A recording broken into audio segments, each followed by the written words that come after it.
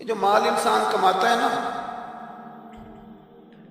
محنت سے جو انسان مال کماتا ہے، تو چلو دولت سے پیار نہیں کرنا چاہیے، پر بندے کو اپنے پیسوں سے دلچسپی ہوتی ہے، اور یہ بات پکی ہے کہ پیسہ بھی بندہ اسی جگہ خرچ کرتا ہے جس چیز سے بندہ پیار کرتا ہے۔ توجہ ہے نا میری بات پر؟ پیسہ بھی بندہ اسے آپ کہنا جبرن خرچ کرے تو پیسے بھی وہ جبرن خرچ کر سکتا، یعنی پیار آئے نا بچے پہ تو بالکل کوئی ضرورت نہیں، کپڑے بھی پورے ہیں اور اس کی ساری ضروریات پوری ہیں، تو پیار آیا تو بندہ کھلونا خرید کے لے جاتا ہے۔ پیار والی جگہ پیسہ خرچ ہوتا ہے، پیار نہ ہو تو پیسہ بھی خرچ۔ حضرت صدیق ایک پر بڑے مالدار تھے، تاجر آدمی تھے، تاجر گھاٹے کا سودا نہیں کرتے، لیکن اپنا سارا مال نبی کریم کی رضا کے لیے خرچ کیا۔ چلتے چلتے حضور نے فرمایا کہ کبھی بلال آزاد ہو جائے نا تو بیچارہ بڑی تکلیف میں۔ حضرت ابوبکر صدیق فرماتے ہیں 100 اوقیہ سونا میں جیب میں ڈال کے لے گیا۔ توجہ ہے میری بات پر؟ غلام کی قیمت تھی 1-2 اوقیہ، کتنا لے کے کتنے گئے؟ چلے میں کچھ نہیں کہتا، ایک دفعہ بول دیں سارے، کتنا جی؟ لو وجہ بھی نہیں کچھ بولے، میں نے پتا کہ 100 یعنی سمجھ لے چیز 1 روپے کی لے گئے 1 لاکھ روپے جیب میں ڈال۔ حضور نے چاہا ہے نا بلال آزاد ہو، تو محبوب کی چاہت کی کوئی ریٹ ہے ہی کوئی نہیں، لے گئے۔ جا کے امیہ بن خلف سے کہا کہ میں بلال کو خریدنے آیا، تو وہ کہنے لگا 30 اوقیہ سونا دوں گا بلال کو آزاد کرنے کا۔ آپ کا تو مجھے نہیں پتا، میں دیہاتی آدمی ہوں، دیہاتوں میں نا کبھی کوئی بیل، کوئی بھینس، کوئی گائے خریدنے جاتے تھے تو جس نے نہیں نہ بیچنی ہوتی تھی وہ بڑے مہنگا ریٹ بتا دیتا، اور سامنے والا کہتا تھا لگتا ہے تیرا پروگرام نہیں دے گا، یہی ہوتا تھا نا، تو پیسے اتنے مانگ لیے تو دینے نہیں چاہتا۔ تو حضرت بلال حبشی کتنے پیسے بھائی؟ اس نے کہا جی 30 اوقیہ۔ وہ کہتا میں نے اتنے مانگے تھے کہ کوئی دے سکے، میں نے بڑے پیسے مانگے، اب کہا نا 30۔ تو ابوبکر صدیق فرماتے میں تو 100 لے کے گیا تھا، کہتے میں نے 30 نکالے اور دے دیے۔ حضرت بلال کو آزاد کرایا۔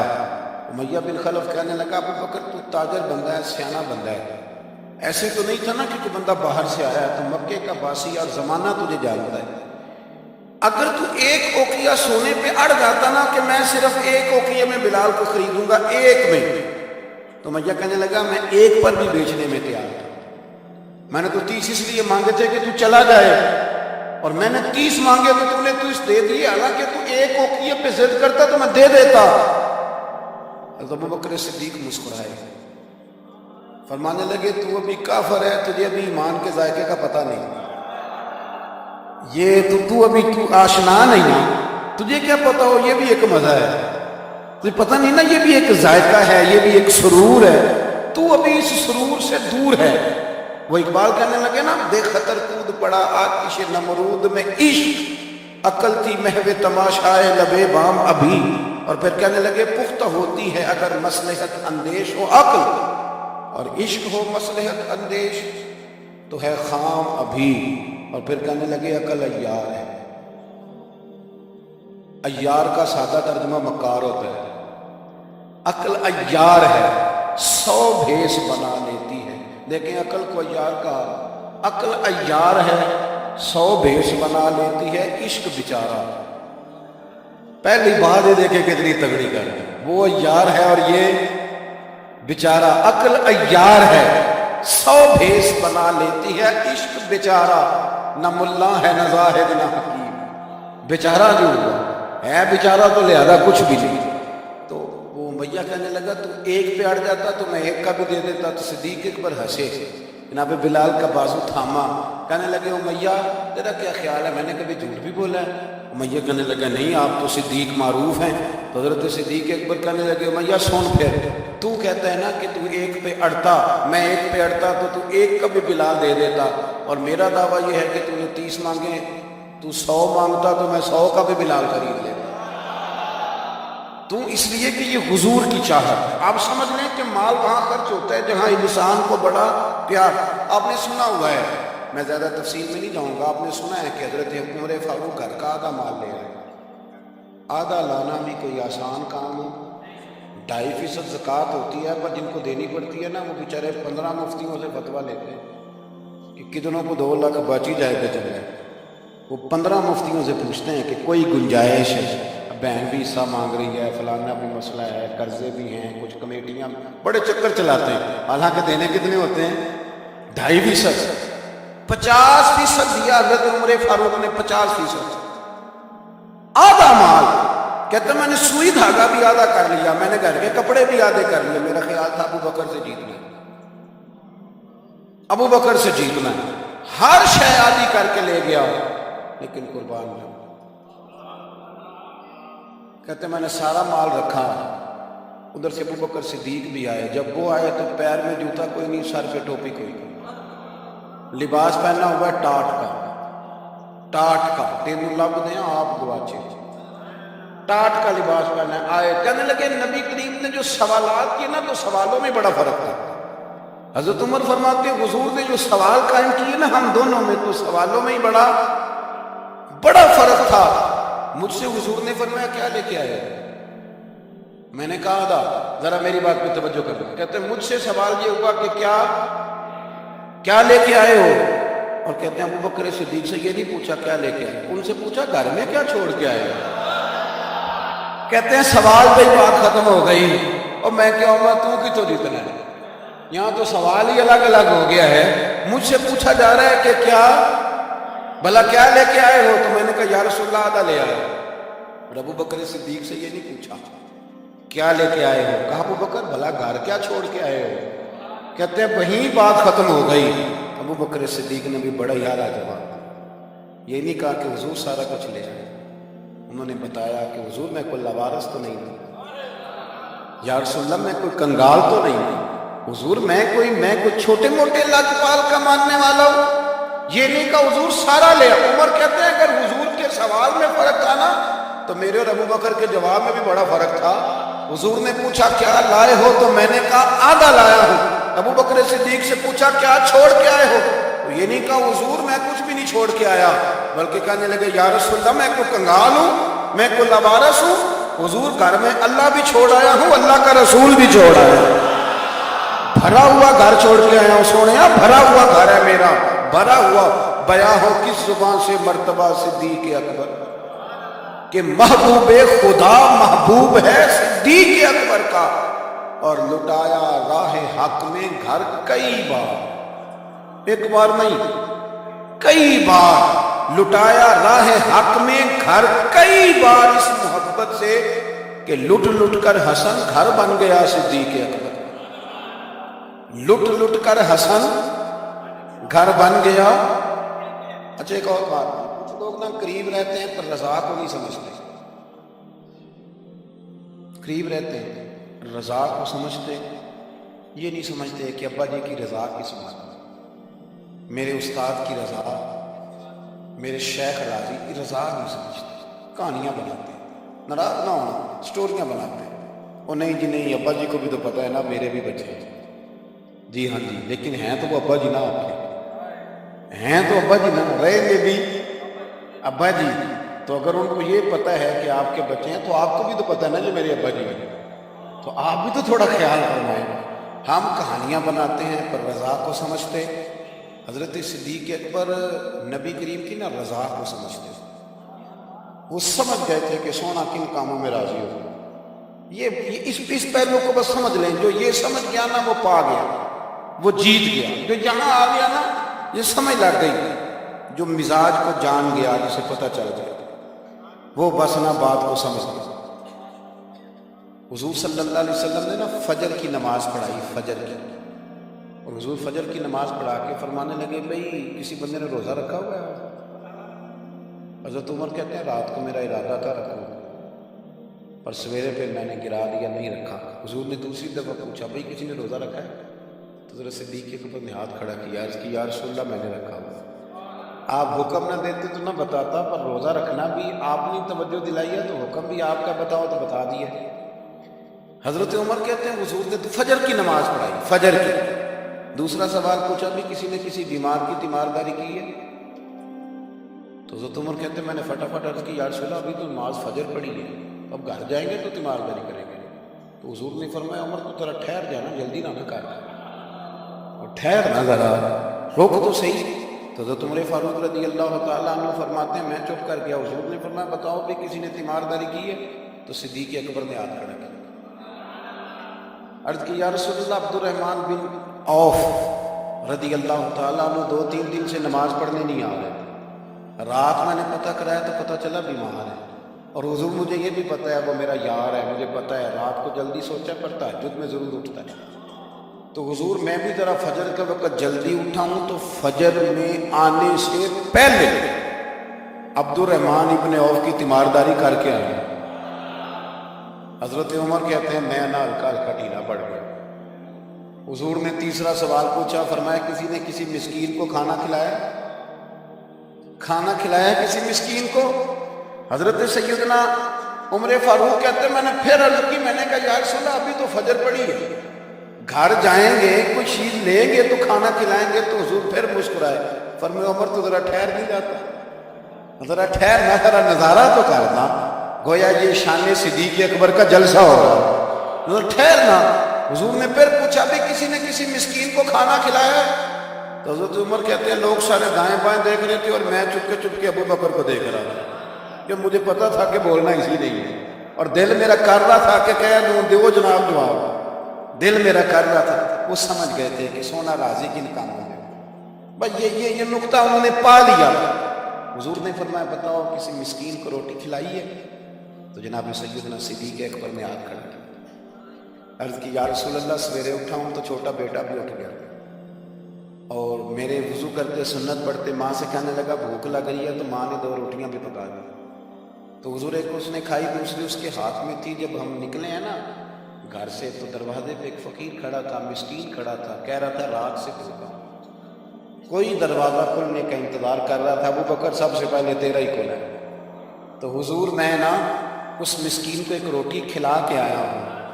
حضرت عمر فاروق کہتے ہیں میں نے گردن جھکا لی، اور میرے رسول کریم نے فرمایا اے اللہ میرے ابو بکر پہ رحم فرما، اللہ میرے ابو بکر۔ وہ سمجھ گئے تھے، مزاج شناسا سمجھ آ گئی تھی کہ حضور کن باتوں میں، اور نا اپنے اوپر وہ سارا کچھ طاری کر لیا تھا انہوں نے، طاری، ان کی ادائیں بالکل ڈھل گئی تھی نبی پاک کی ادائیں۔ 3 دن وہ غار ثور میں رہے تو ہمارے صوفیاء فرماتے ہیں کہ ان پر تجلیاں بھی پڑی محبوب کی معرفت۔ جب مدینے آئے نا نبی کریم کو لے کے، تو کچھ لوگوں نے حضور کی زیارت کی تھی، کچھ نے نہیں کی تھی، تو کچھ آتے تو نبی پاک کی دستبوسی کر کے بیٹھ جاتے، حضرت ابو بکر سے ہاتھ نہ ملاتے، اور کچھ صرف حضرت ابو بکر سے ہاتھ ملاتے اور حضور سے ہاتھ ہی نہ ملاتے۔ میری بات پہ توجہ ہے آپ حضرات کی؟ تو کچھ لوگوں کو نا شبہ ہونے لگا، وہ معاذ اللہ سمجھنے لگے کہ شاید یہی اللہ کے رسول ہیں۔ حضرت صدیق اکبر یہ کیوں شبہ ہوا؟ تو ہمارے محدثین فرماتے ہیں کہ ابو بکر صدیق بولتے بھی اس طرح تھے جو میرے نبی پاک کا طریقہ ہے، بیٹھتے بھی اس طرح تھے جو رسول پاک کا طریقہ۔ کہتے ہیں انہوں نے امامہ باندھا ہوا تھا تو جو امامے کا پیچ حضور کا ڈھیلا رہ گیا تھا ان کا بھی ڈھیلا رہ گیا، اس طرح اپنے آپ کو مزاج میں ڈھالا تھا، تو من شدی من تو شدہ، میں اس طرح ڈھالا تھا مزاج میں، اس طرح کہ کوئی فرق ہی نہیں نظر آتا تھا۔ وہ کہتے ہیں جب حضرت ابو بکر صدیق نے دیکھا نا کہ لوگوں کو تو شک ہو رہا ہے، کوئی میرے ساتھ ہاتھ ملا کے بیٹھ جاتے ہیں، تو حضرت صدیق اکبر نے کہا کوئی ایسا کام کرنا چاہیے کہ پتہ چلے آقا کون ہے غلام کون ہے۔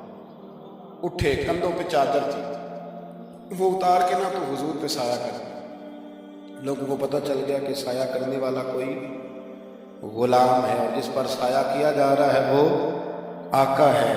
کیا خوبصورت نقطہ لکھا ہے مفسرین نے، شارحین فرماتے ہیں تھوڑی دیر کے لیے حضرت ابو بکر صدیق نے حضور کے سر انور پر اپنی چادر کا سایہ کیا تھا۔ اللہ کے رسول نے احسان کا بدلہ یہ دیا، نیکی کا بدلہ یہ دیا کہ قیامت تک ان کی قبر پر اپنے گنبد کا سایہ فرما دیا، قیامت تک گنبد کا سایہ کر دیا ان کے مزار پر۔ حضرت صدیق اکبر نے اپنی، اور ایک اور بات بھی، جو لوگ بہت زیادہ قریب رہنے لگتے ہیں نا وہ ادب آہستہ آہستہ چھوڑنے لگ جاتے ہیں، زیادہ نیڑے رہتے ہیں تو پھر آہستہ آہستہ ادب کا معاملہ، توجہ ہے میری بات پر؟ حضرت صدیق اکبر نا بڑا ہی قریب رہتے تھے، اور ان کا قریب رہنا نا نبی پاک پسند بھی کرتے تھے، چلیں ایک بات اور یاد آ رہی ہے، پہلے وہ نہ کرنا، رہن دیجیے. یعنی کچھ بندے نے نہ ادھر ہاں کر دیں تے نہ ادھر ہاں کر دیں. وہ کہنے جڑے بولتے ہیں انہوں نے صلاح کر دیں. اور بھائی ایک بات یاد آ رہی ہے، وہ بھی عرض کر دیں درمیان میں. دیکھیں آپ لوگ مسکرائے ہیں تو مجھے اجر ملا ہے. آپ میری بات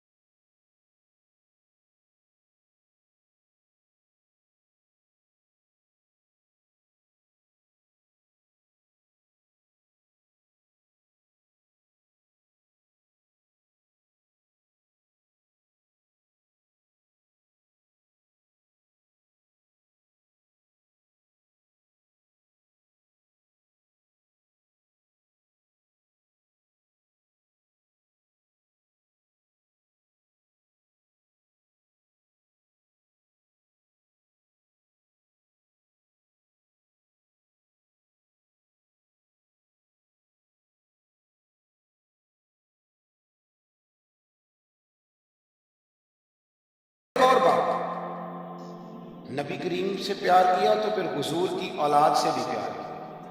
شاہ عبدالعزیز محدث دل بھی کہتے ہیں عمر فاروق خطبہ دے رہے تھے تو امام حسن آ گئے۔ میری بات مکمل ہوگی، بس ایک دو باتیں یاد آ گئی، میں نے کہا چلو کر شاہ عبدالعزیز صاحب محدث دل یہاں یوں ترجمہ کر لیں کہ کبھی کبھی تقریر کرنے والے کو بھی مزہ زیادہ آنے لگ جائے۔ شاہ عبدالعزیز صاحب محدث دل بھی رحمۃ اللہ تعالیٰ علیہ فرماتے ہیں کہ حضرت صدیق اکبر جمعہ پڑھا رہے تھے تو امام حسن آ گئے مولا علی کے ساتھ۔ تو بچوں کو بڑا پتہ ہوتا ہے کہ یہ چیز میرے ابا جی کی ہے، یہ میری اماں جی کی ہے، بچے بڑا دھیان رکھتے ہیں۔ تو امام حسن آ گئے تو حضرت صدیق اکبر سے کہنے لگے نیچے اترو نا، ممبر تو میرے نانا کا ہے۔ مجھے صحیح بتانا کہ جمعے چھوڑ کے بچوں سے بھی باتیں ہوتی ہیں۔ 7-8 سال کے بچے تھے امام حسن، پر معمولی بچے نہیں تھے، حضور کے نواسے۔ نیچے اترے، میرے نانا کا ممبر ہے۔ تو حضرت مولا علی نے پکڑا امام حسن کو، پتر ادھر بیٹھ نماز پڑھ۔ تو حضرت صدیق اکبر کہنے لگے علی آپ ہٹ جائیں نا، میرا اور حسن کا مسئلہ ہے، کرنے دینا بات۔ تو امام حسن پھر کہنے لگے اترو نا نیچے، ممبر میرے نانا کا۔ تو ابو بکر صدیق اتر کے کھڑے ہو گئے، ہاں اتر کے کھڑے ہو گئے، زمین پہ کھڑے ہو، کہنے لگے میرے نانا کا ممبر ہے۔ تو ابو بکر رو پڑے، کہنے لگے حسن اگر ممبر تیرے نانے کا ہے تو ابو بکر بھی تو تیرے نانے کا ہی ہے، یہ کس کا ہے؟ اس نے بھی تو نوکری کی ہے۔ تو امام حسن کہنے لگے اچھا چلو ٹھیک ہے، بیٹھے پھر پڑھائے تھے، پھر بیٹھ گئے۔ ہر شے سے پیار، اور پھر حضور کی امت سے بھی پیار۔ حضرت عمر کہتے ہیں جب ابو بکر صدیق وصال کر گئے تو تیسرا دن تھا ان کے انتقال۔ عصر کی نماز پڑھا کے تو میں مسجد نبوی شریف میں بیٹھا تھا تو 2-3 چھوٹی چھوٹی بچیاں آ گئی، کہنے لگی آپ خلیفہ بنے؟ میں نے کہا پتر میں بنا۔ کہنے لگی چلیں پھر یہ ٹائم ابو بکر ہمیں دیتے تھے۔ میں نے کہا کہ تمہیں دیتے تھے، کیا مانا؟ تو وہ کہنے لگی ہم 5-6 بہنیں ہیں، ہمارا بھائی کوئی نہیں، والد ہمارا انتقال کر گیا، ہمارے گھر میں چند بکریاں ہیں۔ ابو بکر صدیق روز عصر کے بعد آ گئے، امیر المومن، اور ہماری بکریوں کا دودھ دھوتے تھے، کچھ ہم پی لیتی تھیں، کچھ بیچ کے گزارا کر لیتی تھیں۔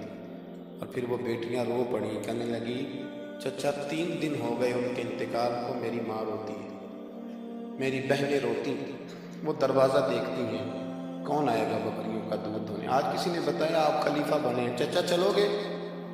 تو حضرت عمر رو پڑے، کہنے لگے پتر چلو۔ آگے آگے بچیاں تو پیچھے پیچھے، فاروق اعظم روتے جا رہے ہیں۔ کسی نے کہا کہاں جا رہے ہیں؟ پھر رو پڑے، کہنے لگے یار ابو بکر صدیق میرے لیے رستہ کتنا مشکل کر دیا، کیسے چلوں گا ان کے رستوں پر؟ یارو بڑا پیار کیا انہوں نے۔ میں کہا کرتا ہوں کہ ابو بکر صدیق نے نا اپنی سوچوں کو بھی باندھ لیا تھا، ہاتھ بھی، پیر بھی، زبان بھی، ہر شے باندھ کے نا تو مصطفیٰ کریم کے قدموں میں گرا دیا تھا۔ کہا حضور میں نے باندھ دیا ہے، جدھر آپ چلائیں گے میں ادھر ہی چلتا ہوں۔ عقل قرباں کن بپیش مصطفیٰ، اقبال کہتے ہیں اپنی عقل حضور کے قدموں کو پیش کر دے پھر تو بچ جائے، اپنے آپ کو پیش کرے، زیادہ پیسے نہ کرے، زیادہ الجھاؤ نہ پیدا کرے،